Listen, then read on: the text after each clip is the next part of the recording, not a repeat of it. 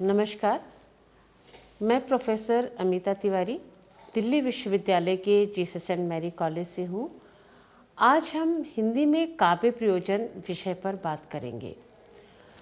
प्रयोजन का अर्थ है उद्देश्य या लक्ष्य।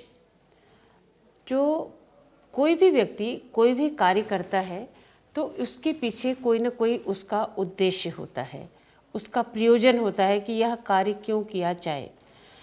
इसी तरह जो साहित्य है, साहित्य का भी एक प्रयोजन है, उसका उद्देश्य है, उसका लक्ष्य है। कभी कभी किसी धन और यश की प्राप्ति के लिए रचना करता है, कभी वह स्वांतः सुखाय रचना करता है, कभी परिजन हिताय करता है। लेकिन जो साहित्य है, साहित्य का उद्देश्य है मानवीयता का विकास करना, मानवीय मूल्यों का विकास करना और मनुष्य की भावनाओं का परिष्कार करना, उसका उन्नयन करना। तो जो साहित्य है वह समाज के लिए लिखा जाता है और समाज को दिशा देने के लिए लिखा जाता है। यह साहित्य का प्रयोजन होता है। काव्य प्रयोजन पर संस्कृत आचार्यों ने, पाश्चात्य विचारकों ने, कवियों ने, आलोचकों ने और हिंदी आलोचकों ने अपनी अपनी दृष्टि से विचार किया है कि साहित्य का प्रयोजन क्या हो, कविता लिखने का अर्थ क्या हो, किस उद्देश्य से कविता लिखी जाए।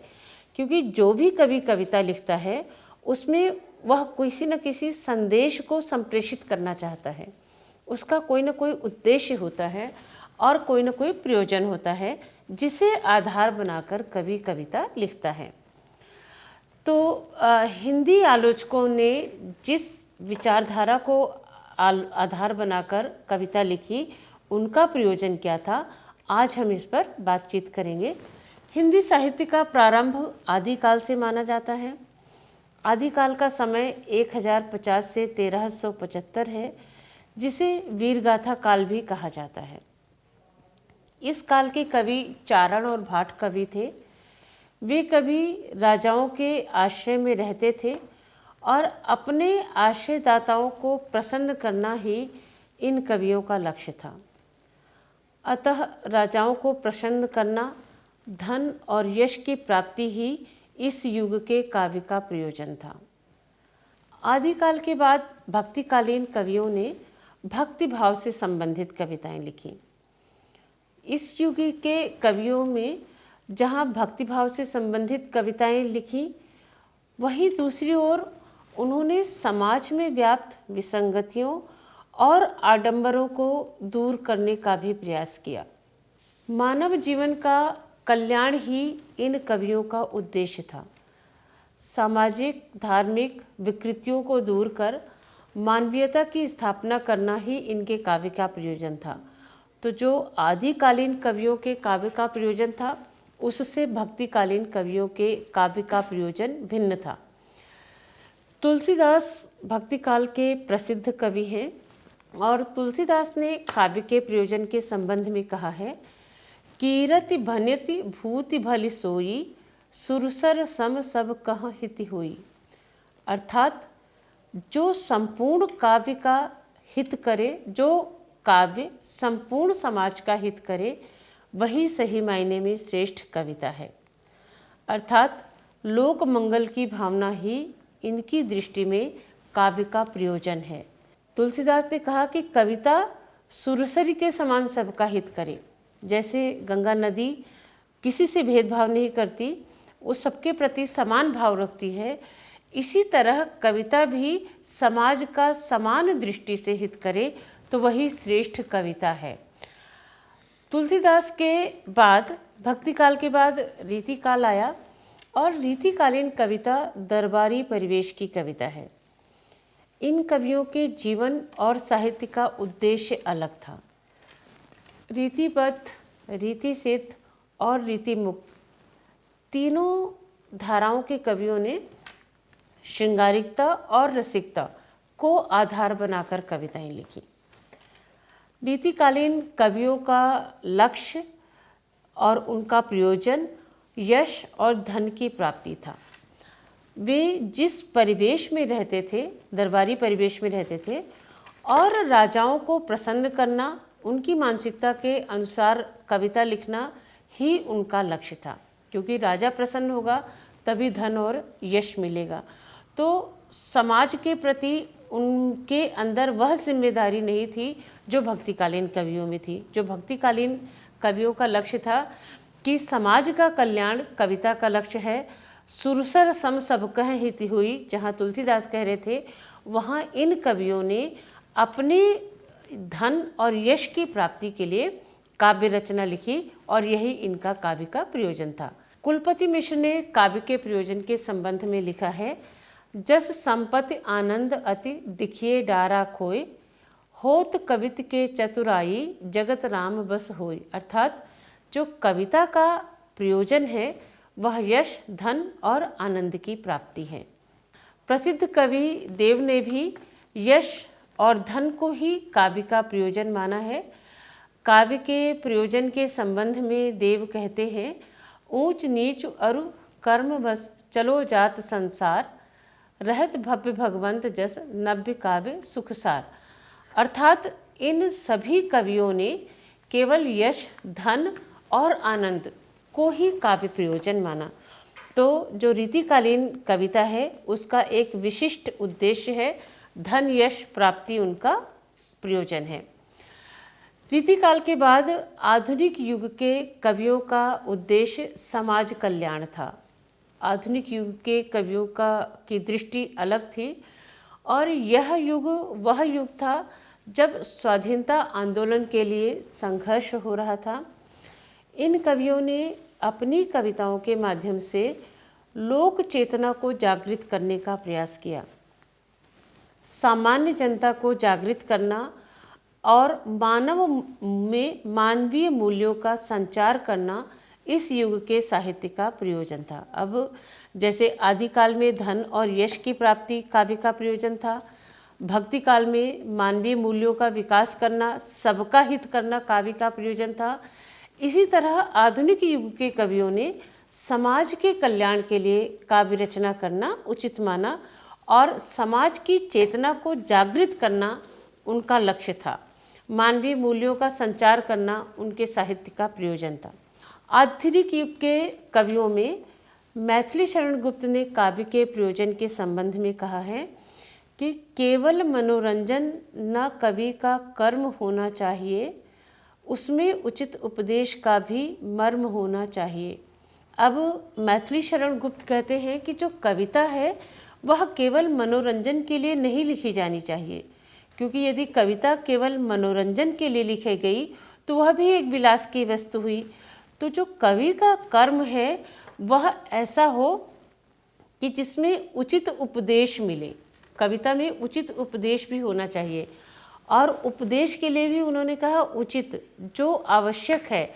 ऐसा ही ना हो कि कुछ भी उपदेश दे दिया जाए कविता में। तो वह उपदेश हो जो कांता सम्मित उपदेश हो। जिस उपदेश की बात संस्कृत आचार्य कहते हैं कि कांता सम्मित उपदेश, कि जो हितकारी हो, जो किसी अपने के द्वारा दिया गया कल्याणकारी उपदेश हो, वह कविता में होना चाहिए। तो आधुनिक युग में काव्य का प्रयोजन उचित उपदेश हो गया और समाज का कल्याण हो गया। तो इसीलिए जो मैथिली शरण गुप्त के राम साकेत में कहते हैं, संदेश यहाँ मैं नहीं स्वर्ग का लाया, इस भूतल को ही स्वर्ग बनाने आया। अर्थात जो द्विवेदी युगीन कविता है उस कविता का उद्देश्य लोक मंगल की भावना है। सभी कवियों ने अपनी कविताओं में समाज सुधार और लोक कल्याण की बात की है। अर्थात काव्य का प्रयोजन है लोक मंगल की भावना। अब यहाँ पर लोक कल्याण काव्य का प्रमुख प्रयोजन है। डॉक्टर नगेंद्र की दृष्टि में काव्य के मूलतः दो प्रयोजन हैं, आनंद और लोक मंगल की भावना।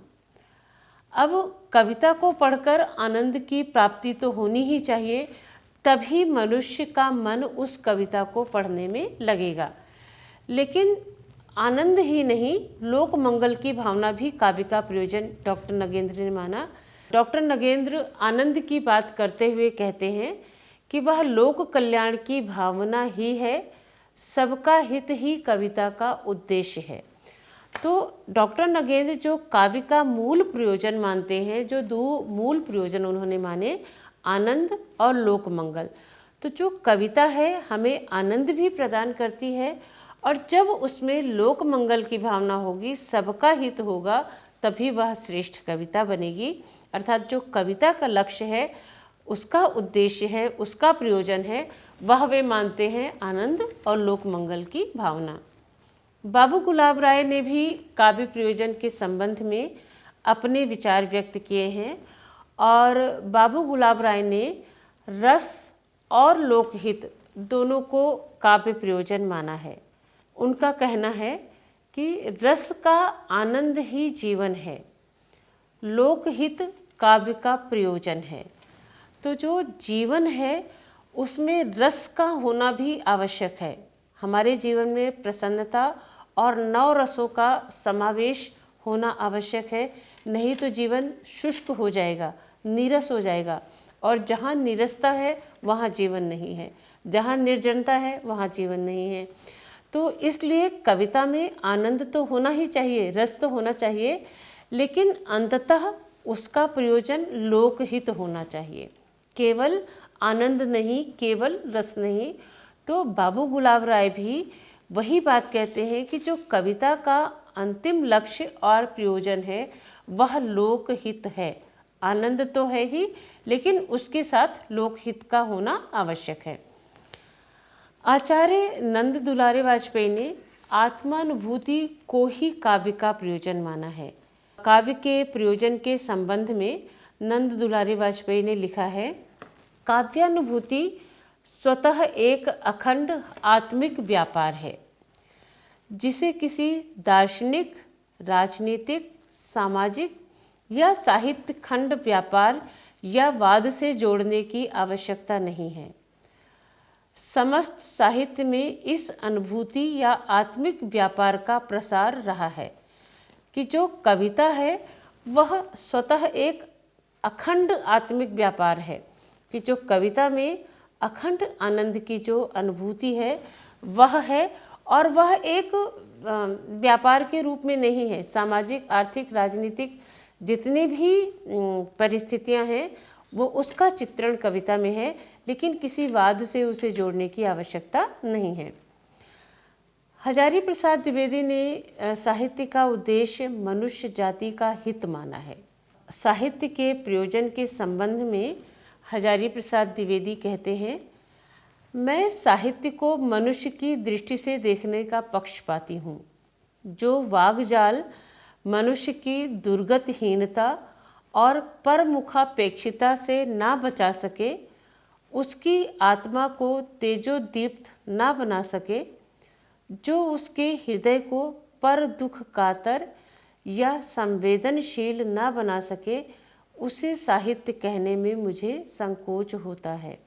अब हजारी प्रसाद द्विवेदी ने साहित्य को मनुष्य जाति का हित माना है, कि इनका जो उद्देश्य है वह ऐसा है कि जो मनुष्य के लिए उपयोगी हो, लाभकारी हो, सार्थक हो, वही साहित्य है। जो मनुष्य के अंदर संवेदनशीलता व्यक्त करे, उसके अंदर ऐसी भावना उत्पन्न करे कि वह दूसरे के दुख को अपना दुख समझे और उसकी आत्मा को तेजोदीप्त करे। अर्थात जो व्यक्ति का संपूर्ण व्यक्तित्व का विकास है वह साहित्य के माध्यम से होता है। वह संपूर्ण जाति, जैसे साहित्य है, वह उसका अध्ययन इसीलिए किया जाता है कि वह हमें मानवीय आचरण सिखाता है। तो मानवीय आचरण में सबसे पहले संवेदनशीलता आती है।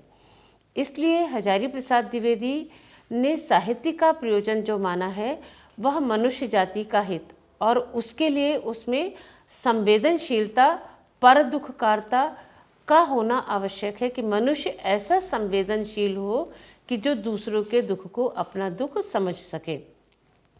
तो जो साहित्य मनुष्य में इन प्रवृत्तियों को, इन विशेषताओं को जागृत करता है, वही सही मायने में साहित्य है। आचार्य रामचंद्र शुक्ल ने काव्य के प्रयोजन के संबंध में लिखा है। प्रायः सुनने में आता है कि कविता का उद्देश्य मनोरंजन है, पर मन को अनुरंजित करना, उसे सुख या आनंद पहुंचाना यदि कविता का अंतिम लक्ष्य माना जाए तो कविता भी एक विलास की सामग्री हुई। वस्तुतः शुक्ल जी की दृष्टि में काव्य एक दिव्य अनुभूति प्रदान करने वाली शक्ति है। जैसे शुक्ल जी ने कहा कि यदि कविता भी मन को अनुरंजित करने वाली, आनंद प्रदान करने वाली वस्तु मानी जाए तो वह भी एक तरह से विलास की सामग्री हुई। तो कविता तो है, उसमें दिव्य अनुभूति होनी चाहिए, उसमें अलौकिक शक्ति होनी चाहिए, क्योंकि उसका प्रयोजन समाज का हित करना है। तो वे कहते हैं कि काव्य वस्तु के साथ सामाजिक का तादात्म्य अर्थात मनुष्य की शिक्षा ही काव्य का लक्ष्य है। शुक्ल जी ने कविता को हृदय की मुक्तावस्था कहकर आनंद को ही प्राथमिकता दी है। कि जैसे शुक्ल जी ने जो काव्य प्रयोजन के संबंध में कहा कि कविता का उद्देश्य मनोरंजन है, पर मन को अनुरंजित करना और सुख या आनंद पहुंचाना ही यदि कविता का अंतिम लक्ष्य माना जाए तो कविता भी एक विलास की सामग्री हुई। अतः जो कविता है वह हमारे मन को अनुरंजित तो करे, परंतु उसके साथ ही मनुष्यता का विकास भी करे, मानवीय संवेदना का विकास भी मनुष्य के अंदर करे और उसे स्वार्थ की भावना से हटाकर समष्टि की ओर ले जाए। जब व्यक्ति अपनी निजत्व की भावना को छोड़कर, अपने सुख दुख को छोड़कर समाज के सुख दुख को की बात करता है, तभी वह श्रेष्ठ कविता होती है और तभी वह हमारा श्रेष्ठ आचरण कहा जाता है। तो शुक्ल जी ने काव्य में आनंद की बात तो की है, काव्य का प्रयोजन आनंद तो माना ही है, परंतु उसके साथ मनुष्यता का विकास भी काव्य का प्रयोजन होना चाहिए। काव्य प्रयोजन पर प्रेमचंद ने भी अपनी दृष्टि से विचार किया है और उन्होंने काव्य प्रयोजन का संबंध जीवन से जोड़ा, भावों से जोड़ा। काव्य प्रयोजन के संबंध में प्रेमचंद कहते हैं, साहित्य का उद्देश्य हमारी अनुभूति को बढ़ाना है, हमारे भावों का परिष्कार करना है। तो साहित्य का उद्देश्य अनुभूति को बढ़ाना और भावों का परिष्कार करना है। साहित्य केवल मनोरंजन के लिए ही नहीं बल्कि लोक कल्याण के लिए है। साहित्यकार समाज में आगे चलने वाली मशाल होता है। जनता की चेतना को जागृत करना, परिष्कृत करना साहित्य का उद्देश्य माना है। अब प्रेमचंद ने एक ओर जहाँ हमारी अनुभूति को बढ़ाना, हमारे भावों को परिष्कार करना काव्य का प्रयोजन माना है, वहीं उन्होंने साहित्यकार को एक मशाल की तरह माना कि जो समाज को दिशा दिखाने वाला होता है, समाज की चेतना को जागृत करना जिसका उद्देश्य है, समाज की चेतना को परिष्कृत करना और लोक कल्याण की ओर अग्रसर करना साहित्य का उद्देश्य है। क्योंकि साहित्य समाज के लिए है और जब समाज ही चेतन होगा, जागृत होगा और उसे दिशा मिलेगी तो वह समृद्ध समाज और सुंदर समाज बनेगा। उसके लिए साहित्य का प्रयोजन चेतना को जागृत करना और लोक कल्याण को माना है। रामविलास शर्मा ने आचार्य रामचंद्र शुक्ल की लोक मंगलवादी चिंतन दृष्टि का विकास ही साहित्य का प्रयोजन माना है। कि रामविलास शर्मा का कहना है कि जो साहित्य है उसके अंदर लोक कल्याण की भावना ही होनी चाहिए। जैसे रामचंद्र शुक्ल का कहना है कि कविता केवल मनोरंजन की वस्तु नहीं है, क्योंकि यदि उसमें केवल मनोरंजन की बात की जाएगी तो वह एक विलास की वस्तु हो जाएगी।